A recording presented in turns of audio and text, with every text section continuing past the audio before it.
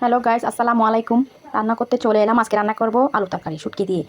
তো এটা আপনাদের সাথে শেয়ার করতেছি, আপনারা দেখতে থাকুন। তো আমি এখন তেল দিয়ে দিচ্ছি। পেঁয়াজগুলো দিয়ে দিচ্ছি,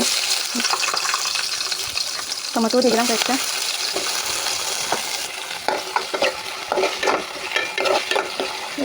করে নিচ্ছি।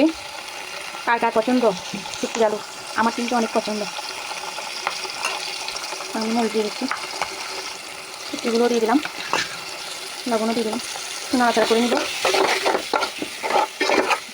ভালো করে নাড়াচাড়া করে নিতে হবে যাতে মিক্স হয়ে মতো। একটু কষিয়ে নিব আমি। হালকা পানি দিয়ে দিচ্ছি, পানি দিয়ে একটু নেড়ে চেড়ে নেব,